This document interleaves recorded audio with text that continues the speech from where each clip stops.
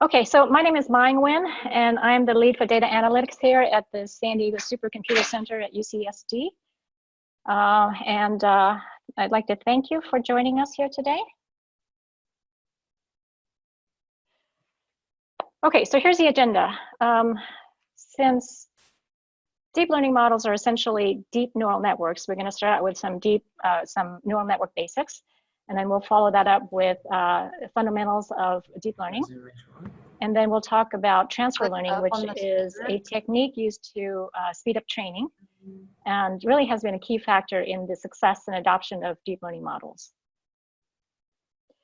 Okay, so to start out with, we should state that deep learning is a subfield of machine learning. It's not a different thing. It's not a different area. It is a subfield of machine learning, which in itself is a subfield of artificial intelligence. And key to machine learning is the idea that you can build systems that can learn from data without being explicitly programmed. Deep learning then also focuses on systems that are data-driven and that can discover hidden patterns and trends in the data automatically through the training process. And the deep in deep learning refers to the many layers of interconnected processing units in a model. So a conventional so-called shallow neural network, what you see on the left there, typically consists of only a few layers. A deep model, on the other hand, that's shown on the right, can have many, many more layers, tens or even hundreds of layers. And these many layers allow for the deep learning model to learn representations of the data at multiple and increasingly complex levels of abstraction. And this is what gives deep learning models their power. And here is a partial list of applications of deep learning. There are many, many more applications. So really, any time that you have a problem that can be posed in a pattern recognition context, you can apply deep learning to it. Okay, so let's just start with some neural network basics. This is the basic structure of a neural network. So you have a hidden layer, you have an input layer, usually one, sometimes two or three hidden layers, and then an output layer. So the input layer is where the input data gets fed into the model. The output layer is where the model outputs its predictions. The hidden layer is usually anything between the input and the output. And the job of the hidden layer is to transform the input into something that the output layer can use that is relevant for the task that the model is being trained on. So a layer consists of several processing units, and the processing units here are specified by the circles. Processing units are connected by weights, and the weights are the parameters of the model. And in a conventional shallow neural network, the layers are fully connected, meaning that each processing unit is connected to every processing unit in the next layer, as shown in this diagram. So the neural network learns the mapping from the input and output based on the training data that it is given. Okay, so here's a high-level overview of what happens in a neural network. So each unit processes its input to generate an output, and an output is often referred to as an activation. These activations then are propagated through all the layers. And the activations at the output layer are the model's predictions. The model's outputs are compared to the ground truth target, and the errors between the outputs and the targets are computed using some sort of loss function. And the model's weights are adjusted to minimize this loss function during the training process.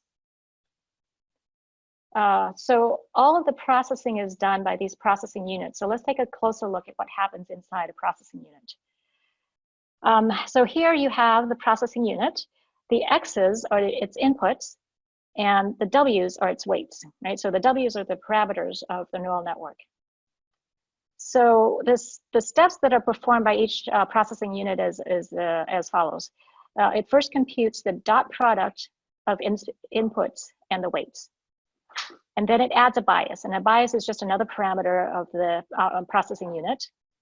And then an activation function is applied.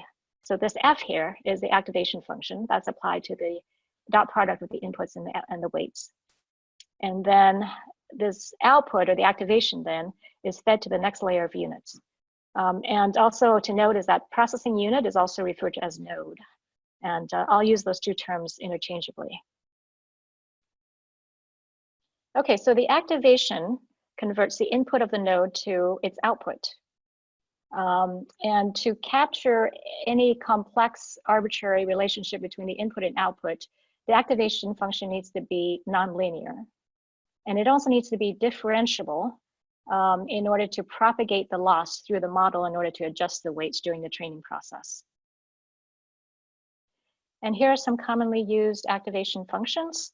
You have the sigmoid function in the upper left.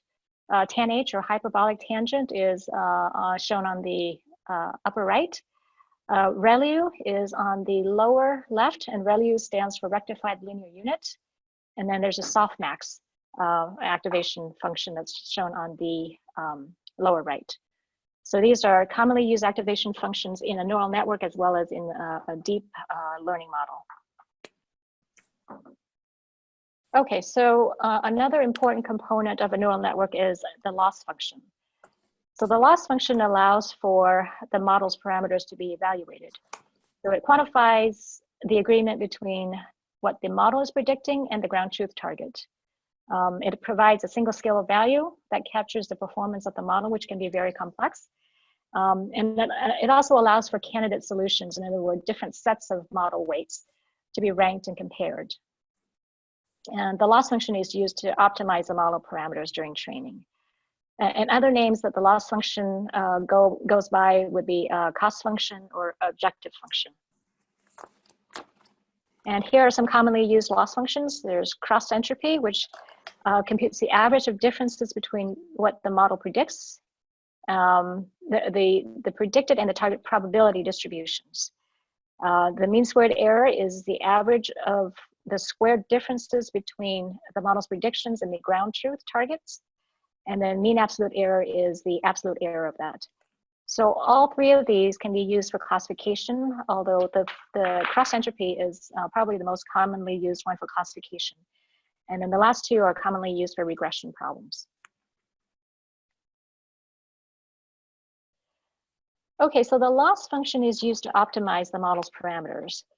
So what does this mean? The loss function is parameterized by the model's weights. That means the loss function is a function of the model's weights. So by adjusting the weights, we can change the value of the loss function. So the goal of training the model is to optimize the weights in order to minimize the loss function. Now the challenge with this is that finding the best set of weights is really, really difficult and can be impossible with real world problems, or really any problem with any complexity. And this is due to the high dimensionality and the complexity of the parameter space. So the approach is to use an iterative algorithm. So we can iteratively adjust the model's weights to lower the loss function. So at every iteration, you want the loss function value to be lower than it was the last time. And this is what happens during model training. One way to perform this iterative approach to optimization is with a gradient descent method. And here is an illustration of using the gradient descent method to optimize the model's parameters. So given a set of weights, your initial weights or your current set of weights, you want to compute the gradient of the loss function. So the loss function is shown in the as the orange here. The gradient is tangent to that. So you want to find the gradient, and that is the direction of steepest decline that you want to change your weights. You want to move the weights down in that direction. And the amount of change is determined by a learning rate. So that determines how big of a step we want to move the weights in a gradient direction. So this is looking at it if you have just two parameters, just two weights. And if you can imagine that you have a bowl, right, your air surface, or what the loss function looks like is like a bowl. And if you start out, you might be on the side of the bowl. And what you want to do is you want to end up, at the end of training, you want to end up at the bottom of that bowl. So if you take the gradient, then that is the direction of steepest decline, and that's the direction that you want to move your weights in. Now, this is a very well-behaved and very small error function, error surface. But if you can imagine, in a neural network, you can have tens or hundreds of parameters, of dimensions.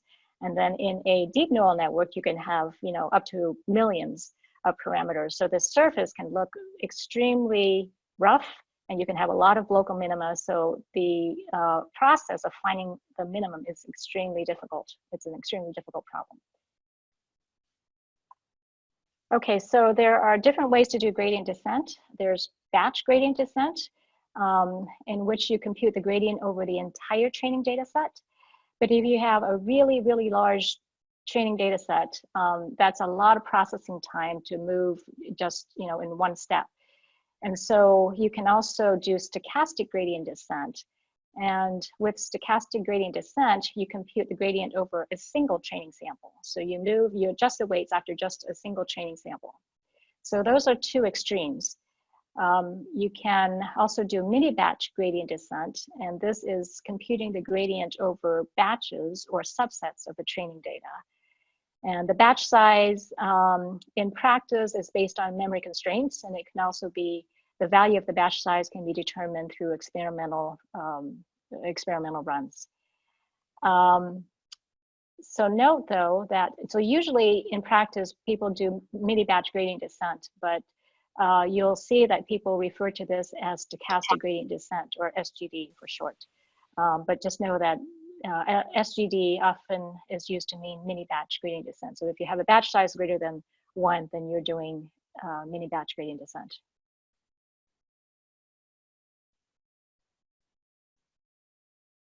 Okay, so now that we know some basics of neural networks, let's talk about some basics of deep models. We'll start out by talking about the different types of layers that you can find in a deep model. So as I mentioned before, conventional neural networks, so-called shallow neural networks, have only a few layers. In addition, the layers are fully connected, meaning that each processing unit is connected to all processing units in the next layer. So deep neural networks, on the other hand, can have many, many layers, and typically they have several different types of layers. Okay, so here's the general structure of a deep network.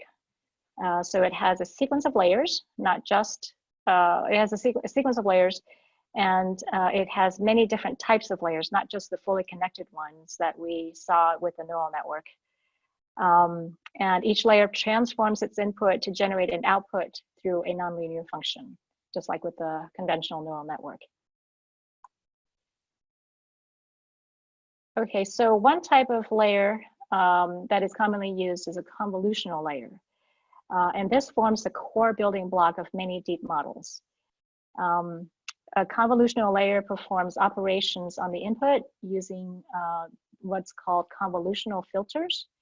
So these filters have parameters that are adjusted during training, and they learn to detect features in the input that are important for the task at hand.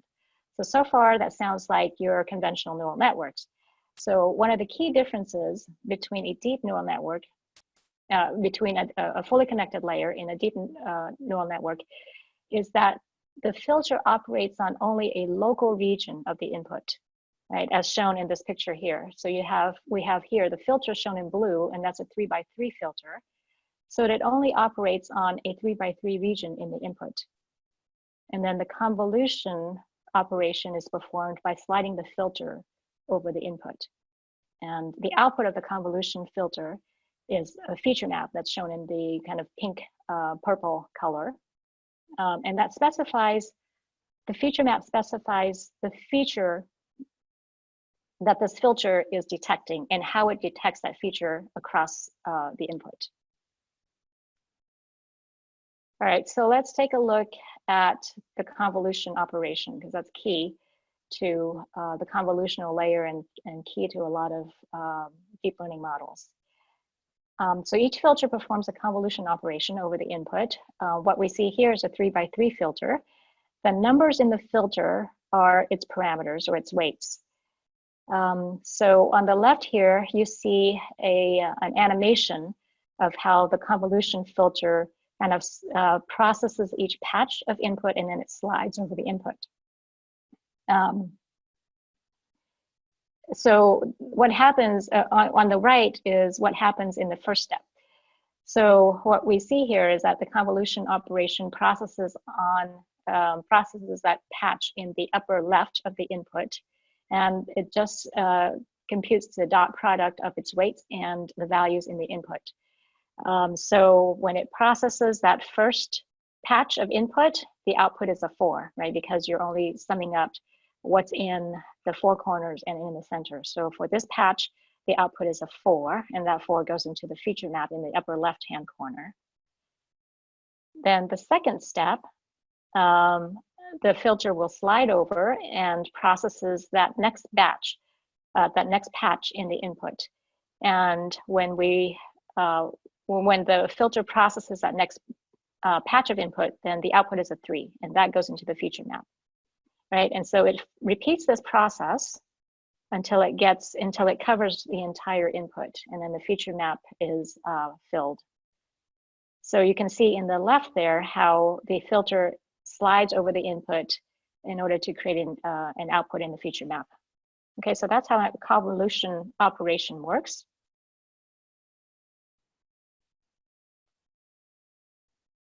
A convolutional layer then is made up of many of these filters, and the convolutional layer performs the convolution on the input.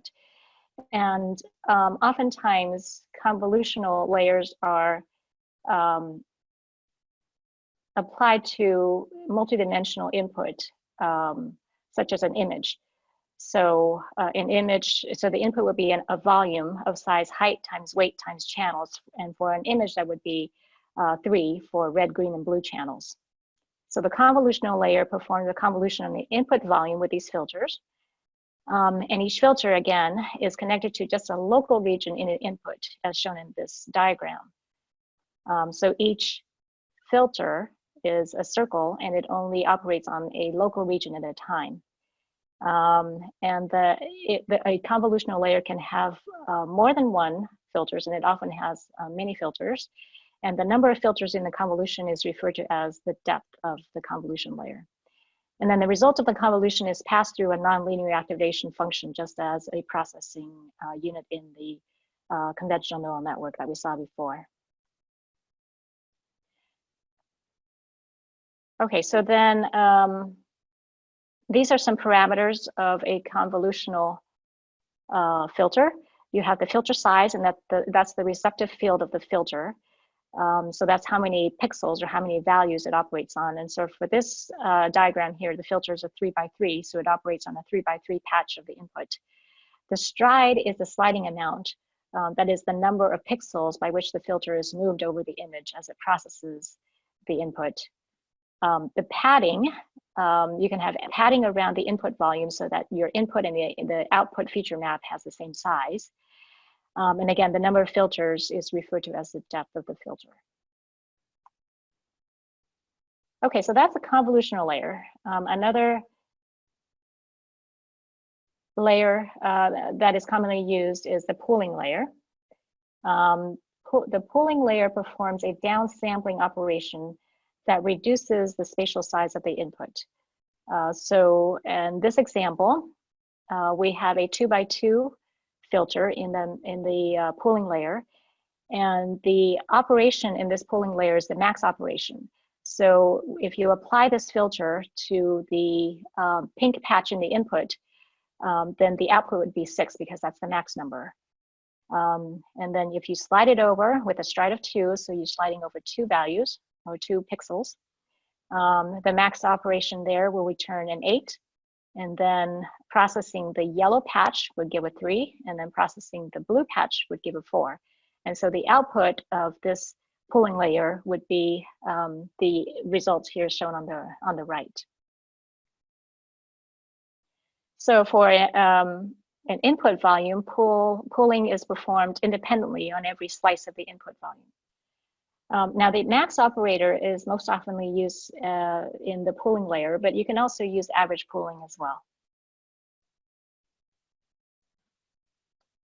Okay, and deep models can also have fully connected layers, just like in the conventional neural network. So this means that every input is connected to all the processing units. And a fully connected layer in a deep model is usually only found at the end of the model, close to where it is outputting, close to the output layer where it outputs its predictions. And the output of the fully connected layer can be a vector of probabilities for categories for a classification problem as shown here.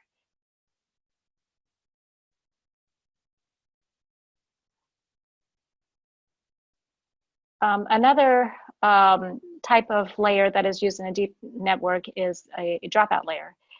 And in a dropout layer, processing units are randomly dropped during training. And this is to prevent the units from co-adapting, which means that you're forcing each unit to learn something unique. Unique meaning that it's an important feature for the task that the model is being trained on. And this helps to address overfitting. Overfitting is a phenomenon in machine learning and deep learning that occurs when a model learns the noise in the training data instead of learning the structure or the distribution of the data. And overfitting prevents the model from generalizing to new data. So that means it doesn't do well on new data. So you want to avoid overfitting. So a dropout layer helps to address this problem of overfitting. Then you can also use a batch normalization layer in a deep network. And this layer, the input is normalized before it gets processed. And normalization is just the normal way of doing normalization. You subtract the mean and divide by the standard deviation. And the benefits of a batch normalization layer is that it increases stability because each layer can learn a little bit more independently of the other layers. And batch normalization also usually leads to faster convergence. That means the training converges faster. It can also make the model less sensitive to weight initialization. So in a neural network or a deep neural network, the weights are initialized randomly. So batch normalization can, in practice, help the network be less sensitive to the initial weights of the initial values of the weights. And it can also address overfitting. Okay, so then the deep model, a deep model is constructed out of these different types of layers. And as you can see here, so you can have convolution followed by ReLU activation, followed by a pooling, and then at the very end, you can have a fully connected layer. And the layers collectively transform the input to the output. Okay, so the layers that we just talked about form the building blocks of a deep learning model. So now let's look at some deep learning architectures that are commonly used. So probably the most popular deep network architecture is the convolutional neural network, or CNN. So CNNs, this is a typical CNN architecture. The model consists of several repeating sets of layers called blocks. And actually, this is the case for all deep learning models. And CNNs have been mostly used for image analysis tasks. So the input is often an input volume, right? An image of size width times height times the number of channels, or 3 for RGB. And the output for a classification task is a vector of numbers that represent the class probabilities. So what we see here is a CNN model called a VGG16 network. So we have the input image here. So that's 224 by 224. So that's the number of pixels for the height and the width. And then times 3, which is the number of channels, right, RGB. And then you can have 2 convolutional layer followed by a max pooling layer. So the max pooling layer is shown in the red. And remember that the max pooling layer reduces the spatial size of the input. So you go from 224 by 224 to 112 by 112 after the max pooling layer. And then you have these repeating blocks, convolutional layers followed by max pooling, and that repeats convolutional layer by max pooling. And then at the very end here, what you have is a fully connected layer. And then that's followed by a softmax activation. And that gives you the probabilities for the classes that you want the model to learn. And in this case, the number of classes is 1,000. And here are some popular CNN models. And the ones that are listed here are all winners or top contenders of the ImageNet challenge. And this is a competition with several image analysis tasks.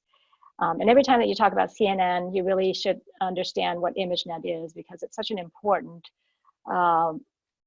factor in the popularity and success of CNN. So let's talk about what ImageNet is. So ImageNet is a database that was developed for computer vision research. It has lots and lots of images that are hand annotated and labeled for many, many categories. And like I said, ImageNet has been really instrumental to vision research as well as deep learning research. And if we look at the history, we can understand why. So ImageNet has been used for this challenge called the ILSVRC challenge. And that stands for ImageNet Large Scale Visual Recognition Challenge. And this was started in 2010.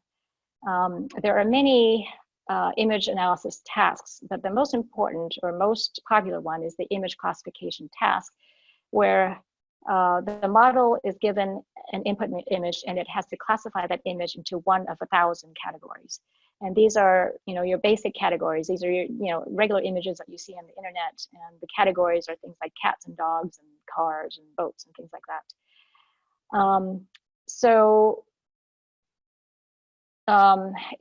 It started in 2010, and in 2011, the error rate on the ImageNet data for this image classification task was around 25%.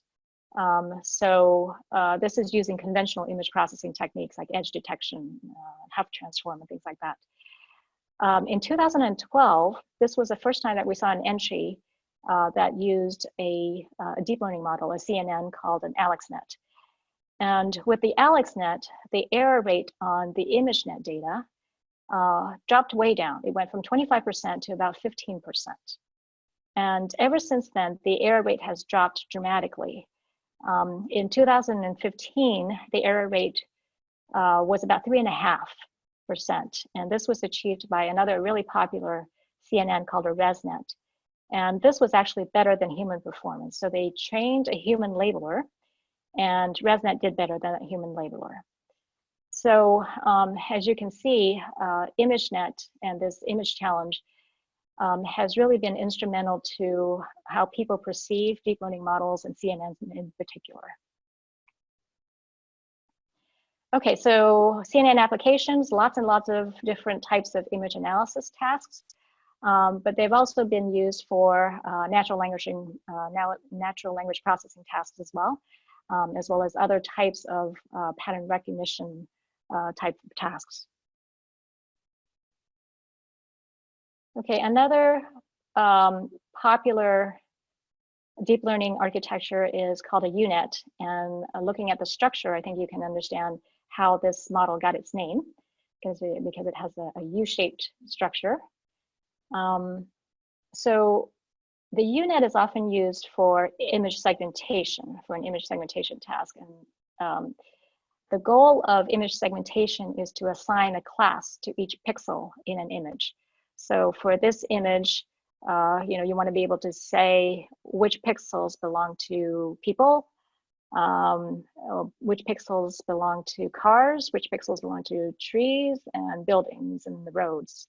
So the model partitions the image into different segments, each one representing a different entity, right? So that's image segmentation. So the U-Net is often used for image segmentation. And the U-Net architecture has what is referred to as an encoder-decoding type of network. And that is because on one side, it has a contracting path that encodes the input, such as an image, into a vector. And this is the encoding path usually consists of convolutional layers followed by max pooling and several repeating blocks of convolutional layers and max pooling. So this encoding path is very similar to a CNN that we've seen before, right? So it takes an input image, applies convolutional layer and pooling so that it encodes the input into a vector. In a UNet, you also have a decoding path. So that's where the model decodes that vector into a slightly different version of the image.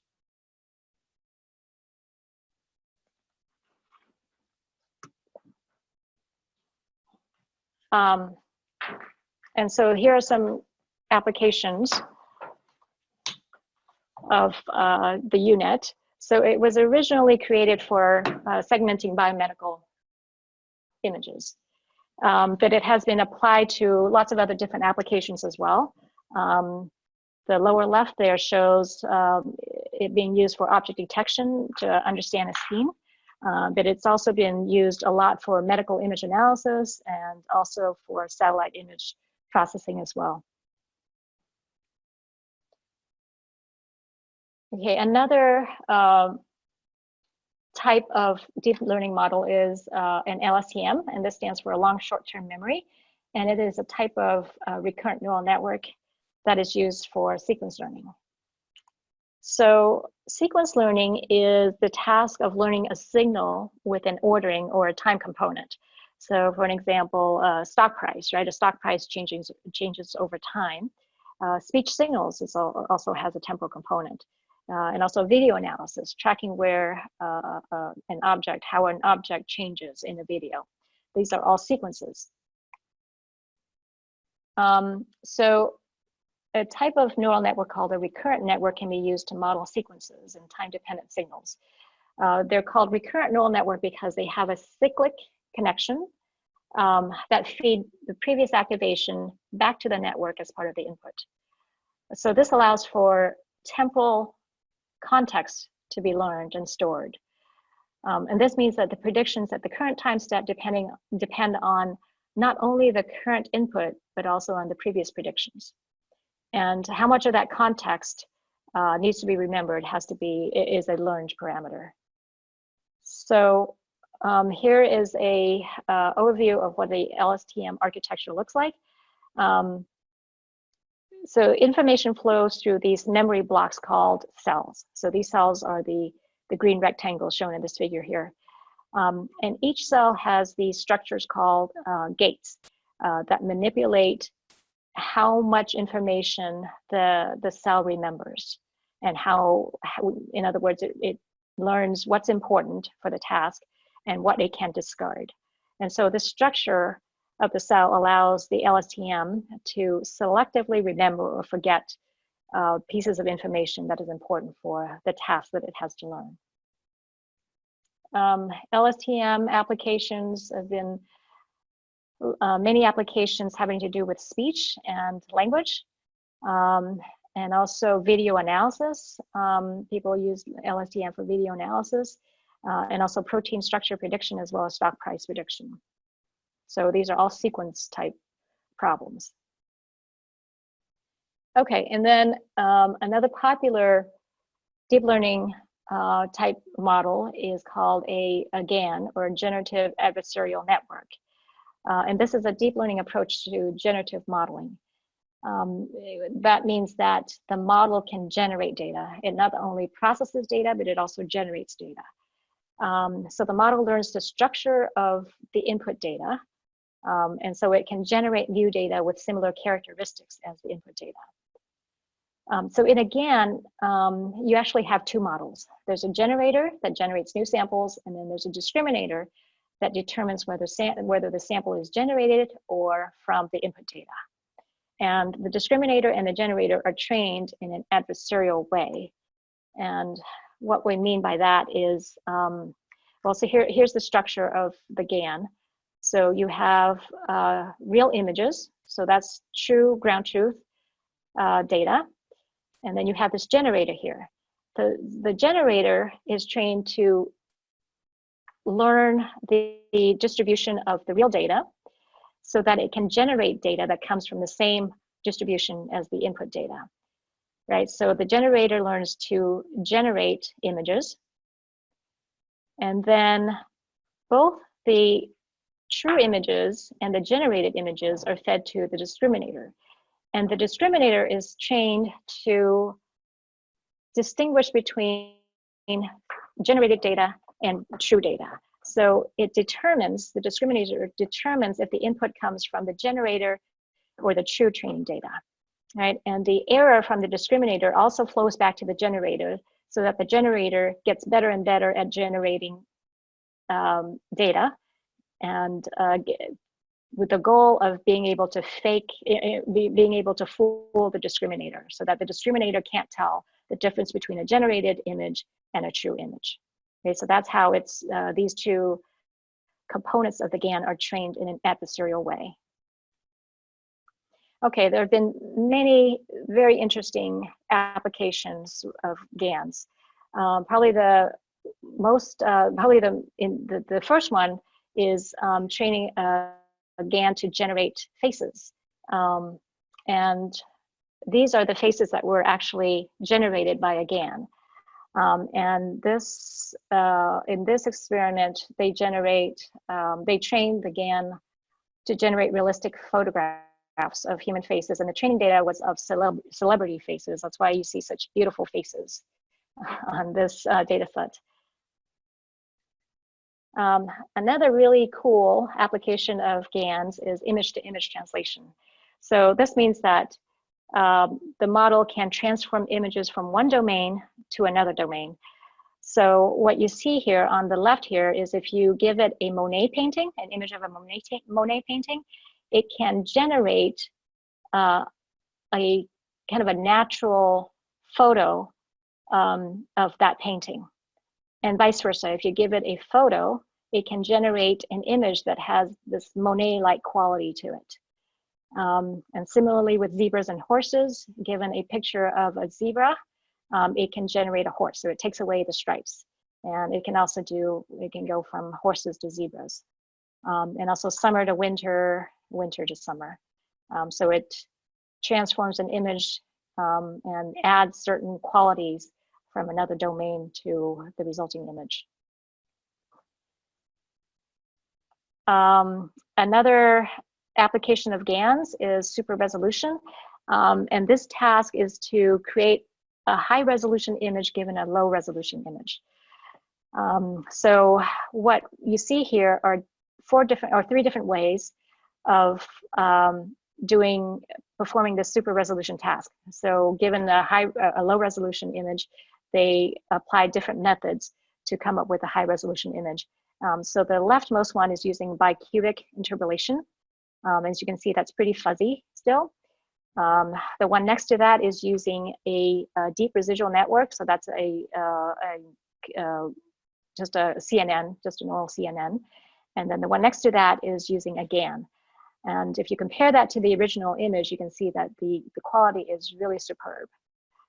So GANs have been used for this type of application where you can create high resolution images from lower resolution images. Okay, and there are lots of other really fascinating application with GANs, text to image, pose generation. You can go from photos to emojis and also face aging. So it's really interesting what people have done with GANs. Okay, so now that you know about all these, really interesting applications and really cool architectures, where can you go to create your own? So there are many deep learning libraries, especially Python-based ones. TensorFlow, I think everybody knows about TensorFlow. This is a framework developed by Google. And there's also Keras, and that's a high-level API that sits on top of TensorFlow as well as other lower-level frameworks. So Keras is pretty high level, and it's really easy to understand the Keras command. So Keras is kind of the go-to for beginners, so it's a really good package. PyTorch is another machine learning, deep learning framework, and that was developed by Facebook. Caffe and Caffe2. Caffe2 actually now belongs to Facebook, and it has been merged into PyTorch. And then there's also Apache MXNet, and this is a framework that is used by Amazon. And there are many other ones, but these are the most popular ones. There are other deep learning libraries as well. For Java, there's Deep Learning 4J. And then for R, most of the popular deep learning frameworks also work with R. So TensorFlow, Keras, MXNet all work with R. And then there's lots of cloud options as well.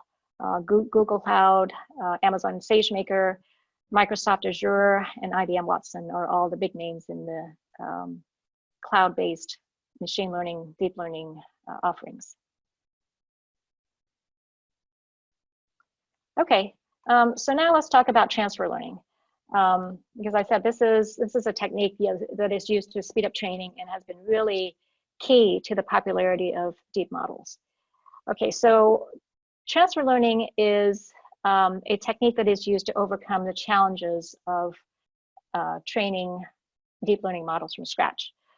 So remember that in a deep learning model, you can have easily millions of parameters, and in order to adjust those parameters, you need lots and lots of data. And getting that data for any domain is really expensive and time consuming. So oftentimes you end up with not having enough data. And even if you do have enough data, training a deep learning model from scratch can take a very, very long time. And so the idea is that you want to use a pre-trained model instead of starting from scratch. And this means that you use a model that was trained on another data set. And this can serve as your starting point for your model. And then you can train that model on your data set and on your task. And the pre-trained model that most people use are models that were trained on the ImageNet database. And so that's why ImageNet is such an important part of deep learning models. Okay, and there are two different types of different approaches to transfer learning. One is feature extraction. And here you just remove the last fully connected layer, that's the classification layer from your tree chain model. And then you treat the rest of the network as a feature extractor, right? So you just run your images through the network, and then you extract the outputs of that last layer. And then you use those as features to train a new classifier on your task and on your data. And that new classifier is often referred to as the top model because it sits on top of the entire model. Another approach is fine-tuning. And here you tune the weights in some layers of the original model, along with the weights of the top models. So you train the model using your data set and train it on your task. But it saves you time because you're not training everything and you're not training things from scratch. Okay, so like I said, CNNs, people use transfer learning a lot with CNNs, and some popular architectures are listed here. And again, these are all winners of the ImageNet challenge. So these are models that were trained on the ImageNet data, and people use these models a lot as the pre-trained model for transfer learning. Okay, so why does transfer learning work? So remember that a deep model has many layers of many layers, and they learn and these layers allow the model to learn different different levels of abstraction of the data. And so the idea is that the lower layers of the model learn to detect generic features that are common in images. And then the higher layers detect more specialized features. So in this schematic, what we see is that the lower layers, which are up here, can learn to detect things like edges and corners, at different orientation. And then as you get higher, you get more specific to the task at hand. So in these middle layers, the model can learn things like what an eye looks like or what a nose looks like. And then at the highest levels, then get to be very specific to the task at hand. So these layers will learn, what a specific face looks like. And so the idea is that you can keep the lower layers that learn just, the generic features that you see in all images, and then you can fine tune the higher layers to be more specific to your task. Okay, so a VGG can be used as a pre-trained network, and this is a VGG that we talked about before. This is the structure of the VGG. So if you were to do feature extraction using the VGG, then you would just extract the features here, right, at the layer before the fully connected layer. And then you feed those features into a separate classifier for your particular class, for your particular task. If you were to do fine tuning, then you would adjust the weights in the top layers using your new data set, right? So you would adjust the weights of these layers, of the top layers, as well as your top model. Okay, so then what we're going to see next is a transfer learning demo. And this is training the model to distinguish between cats and dog images from a Kaggle data set. And we're going to be using fine tuning. So we'll use the VGG16 network like we just showed. And so this VGG was trained on ImageNet data, and that's going to be our pre-trained model. And we will replace the last fully connected layer with a neural network that was previously trained. And then we'll fine tune the last convolutional block as well as a fully connected layer on this data. Okay, so I'm going to switch now over to the demo.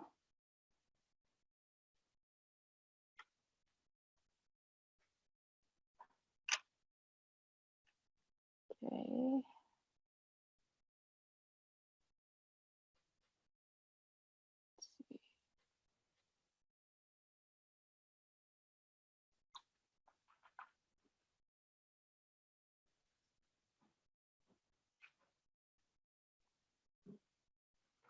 Okay, so you want to stop sharing and reshare.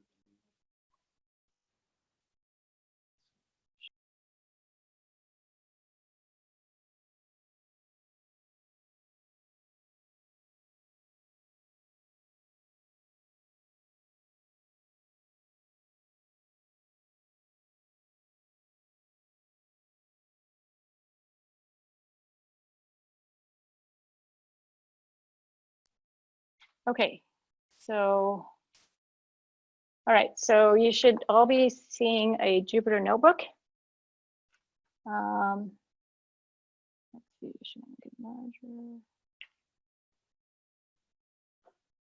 Okay, so this is fine-tuning a pre-trained network, namely the VGG, on the cats and dogs classification. Okay, so let's go through here. We're just going to import Keras here, and note that this is using the TensorFlow backend, because Keras can run on top of TensorFlow. And then we'll import the libraries that we need. We're just printing out here the different versions. Setting the log level so that it doesn't spit out too many messages. Set the random generator so that we can have some control over reproducibility.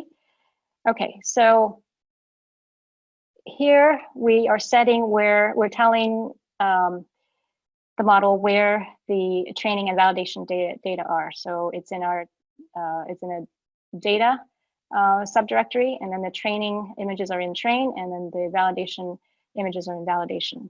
And the number of samples, we have 2,000 training samples and 800 validation samples. And image width and height, we have 150 by 150 pixels. Okay, so this is, we're gonna load the VGG, and then if you do summary, you'll see the layers that make up the VGG16. So there are convolutional layers followed by max pooling, So that block gets repeated, right? You have convolutional layers followed by max pooling. So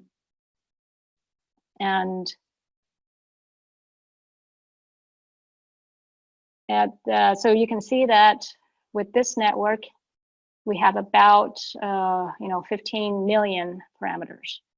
Well, that's a lot of parameters, right? Okay, so here we are going to add the top model that we had trained before previously. So I'll do that. All right. And so what this says is we're adding the top level here, and this means that we're adding a fully connected layer. Dense is fully connected. We're also adding dropout, and the percentage of dropout is 50% here. And then the activation we're using is sigmoid.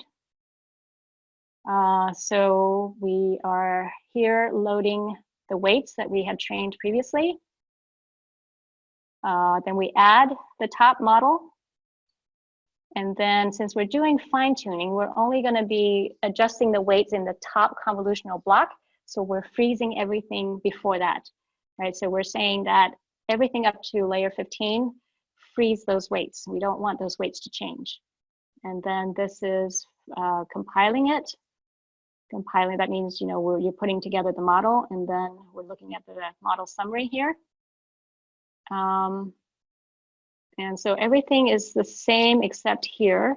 We see that these models we have frozen. So those models are, those parameters are not going to be adjusted during training.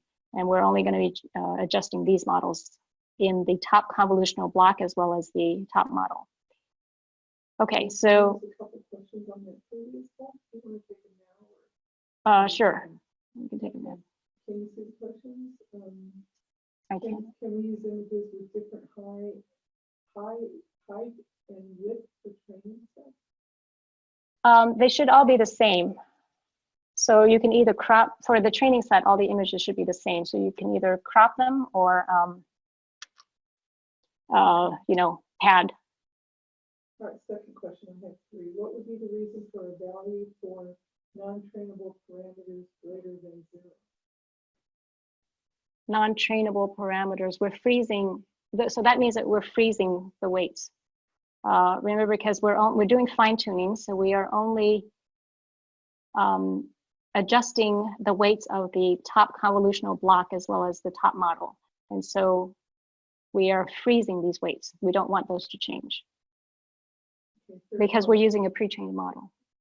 Third question, which is your criteria for using that number of conversion layers, convolution layers, and sigmoid activation? So the sigmoid, you can also use,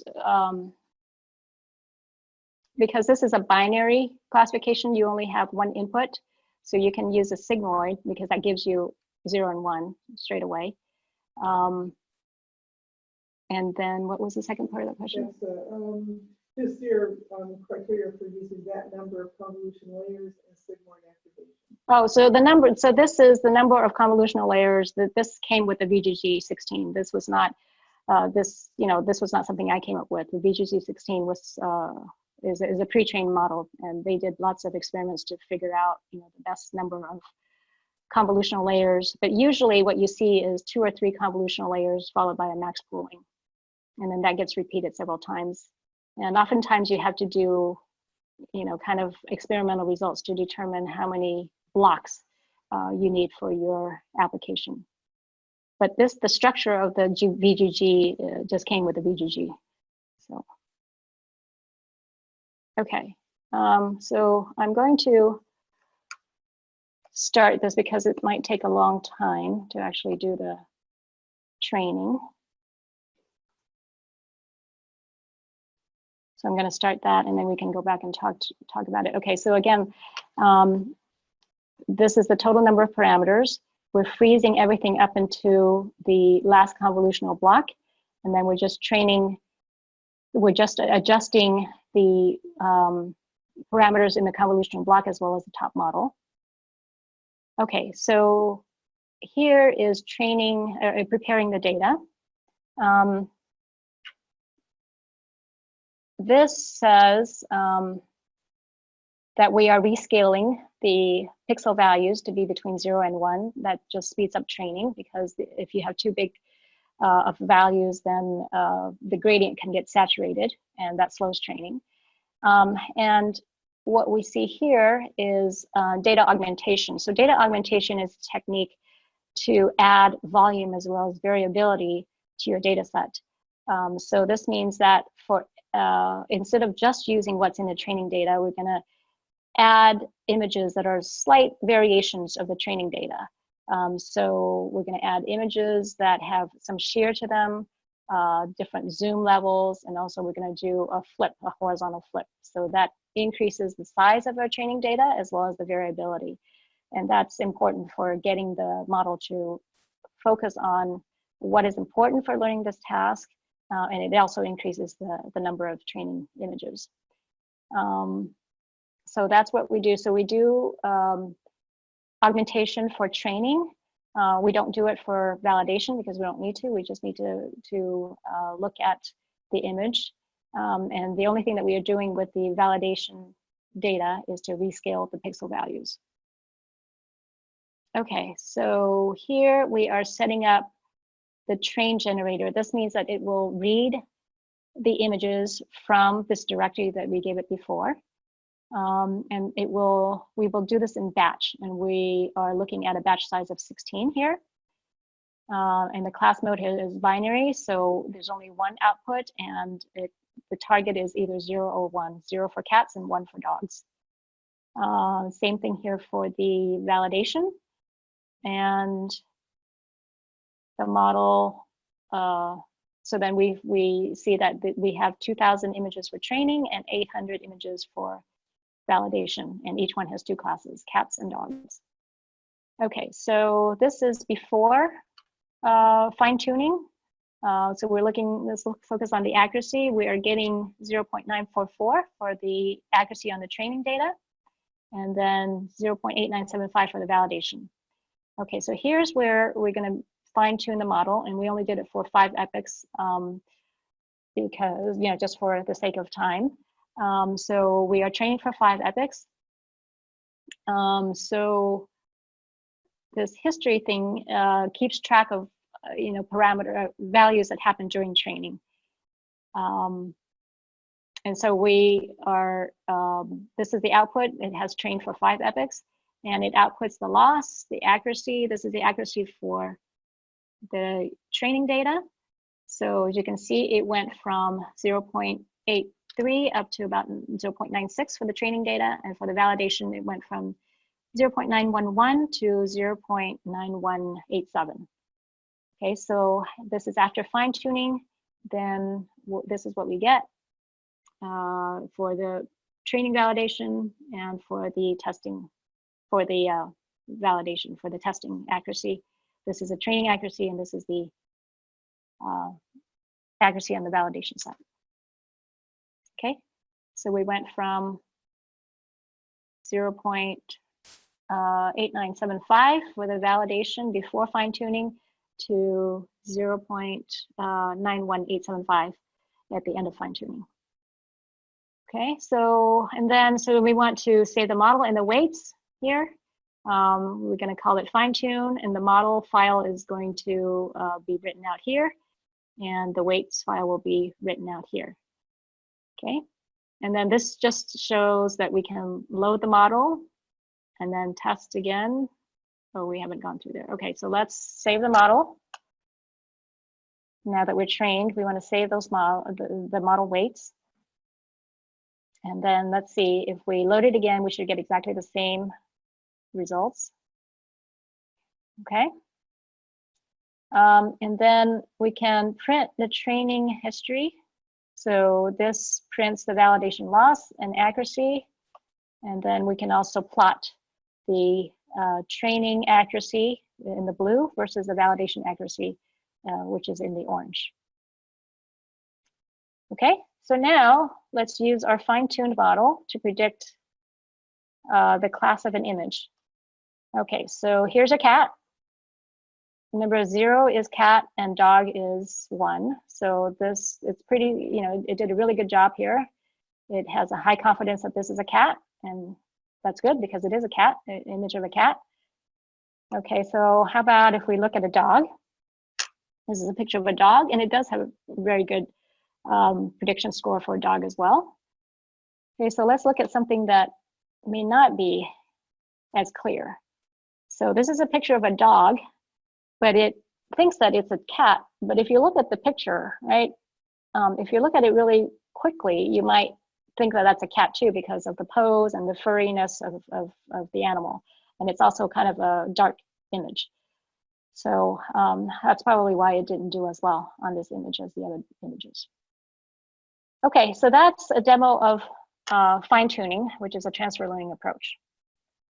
Okay, so I think we are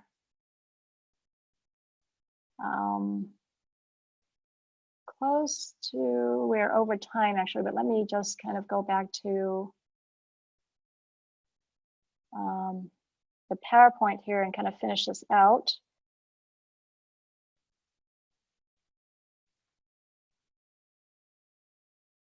Okay, so we just did that. Okay, so here are the topics that we covered. We talked about some basics of neural networks, and then talk about deep network layers, the architectures and the libraries that you can use to build your own deep learning model. And then we talked about transfer learning, and we looked at a transfer learning demo.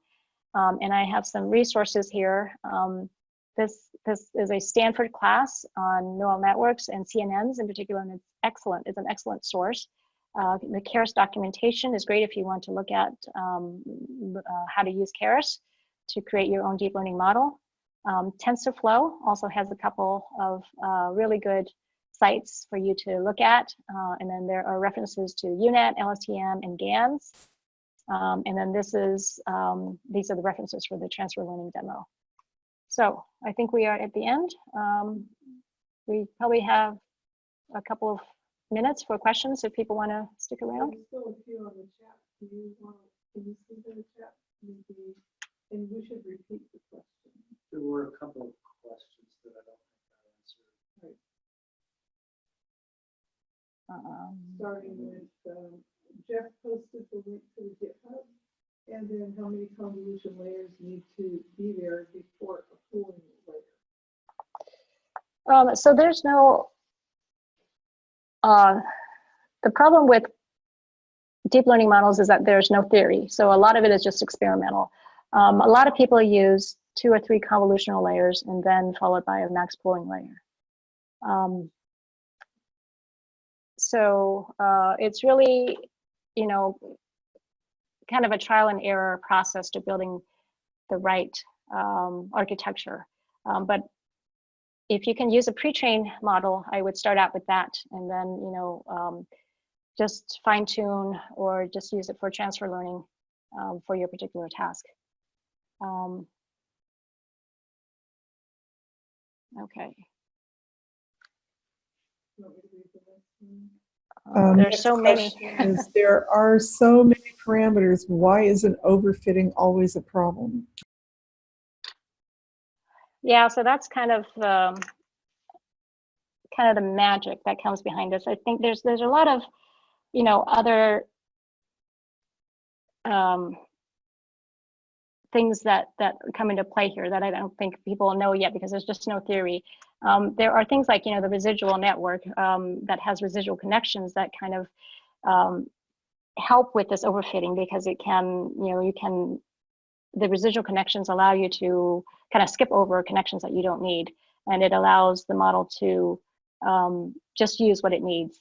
And also people have looked at it, and it turns out that what people think is happening with a deep model is that really what's being created is a bunch of models, so an ensemble of models. And so what comes out at the end is really, you know, kind of the conglomerate processing of all of these ensemble of models. And so that might be the reason why, you know, they work so well. But there's a lot of people trying to figure out, you know, why these neural networks work so well. But it's yeah, I think the theory is really needed in this field. All right, somebody would like you to show slide 81 again, just the references. And then we have a question, are the number of parameters higher than the number of data points here? And I think they're talking about the Jupyter Notebook example you showed. Yeah, so definitely the number of training parameters is higher than the number of training examples. So let's see, let me go back to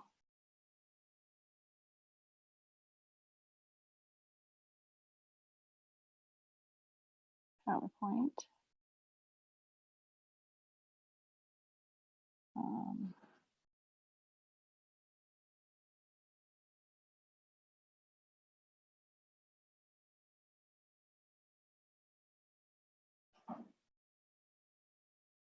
So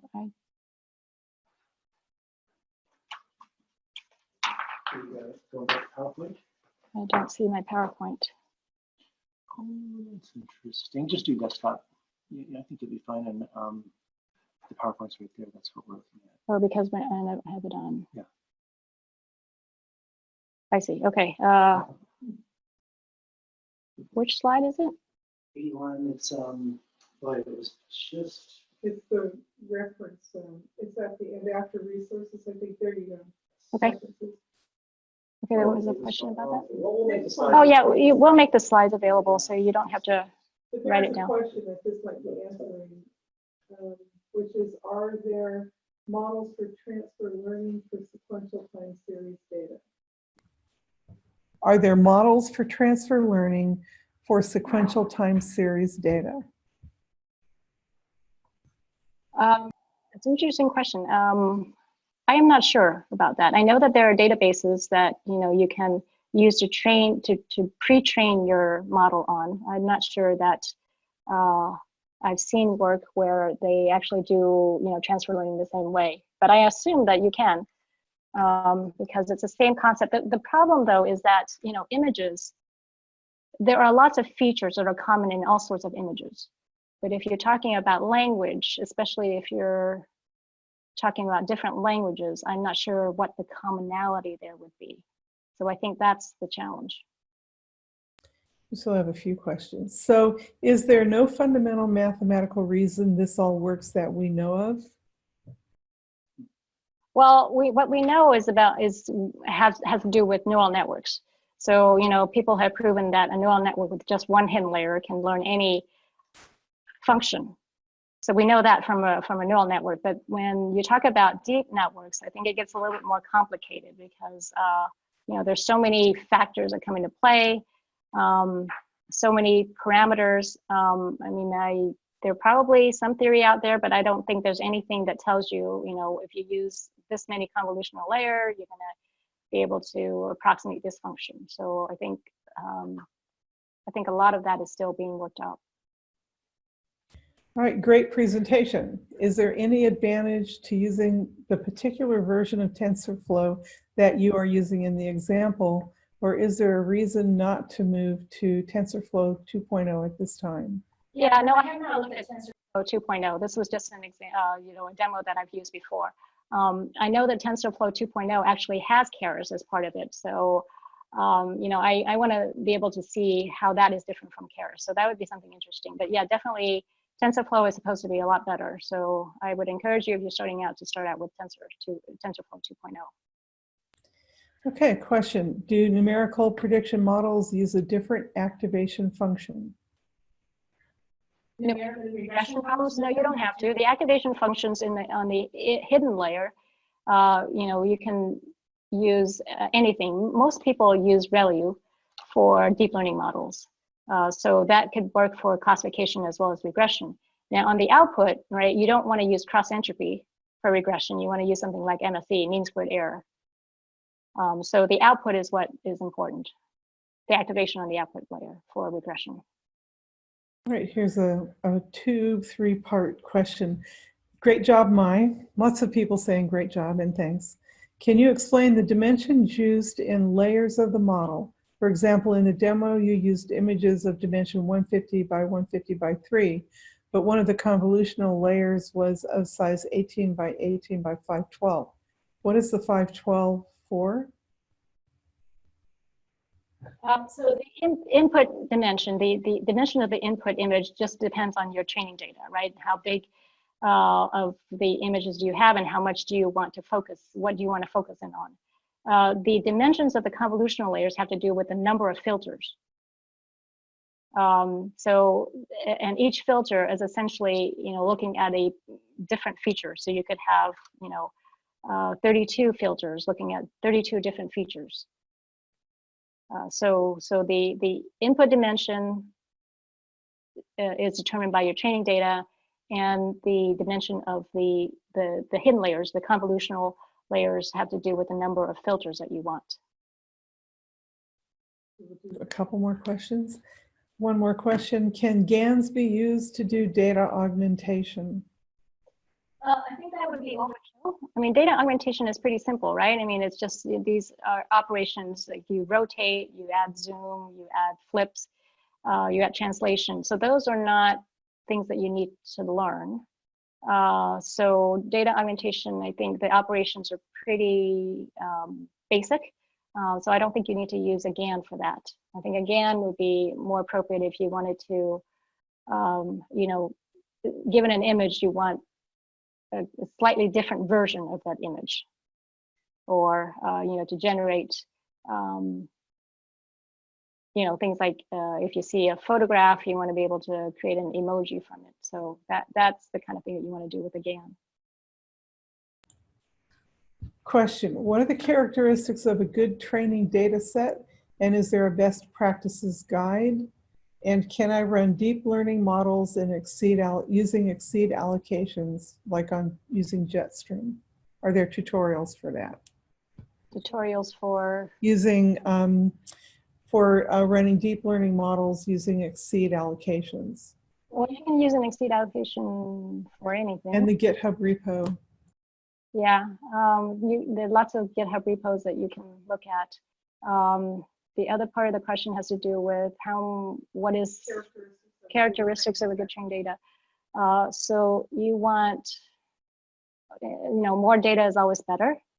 And you want to be able to, the data has to capture the problem well. So a lot of times with real world data, it's coming up with labeled data that's really the challenge. So, if it's a classification problem, then you want to make sure that you have the correct labels and that you have sufficient data.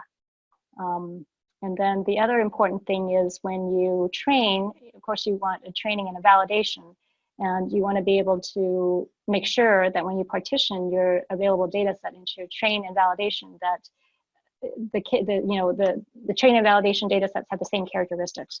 Right, so you don't want, for example, all negative examples to be in your training data and no negative examples at all in your validation. So they have to have the same distribution of positive and negative examples, for example.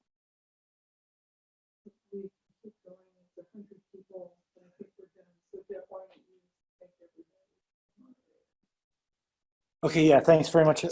Thanks very much, everyone. We'll wrap it up. If you have questions, we can follow up via email. I posted a link to the slides, and we appreciate your interest. All right, thanks for everybody for joining.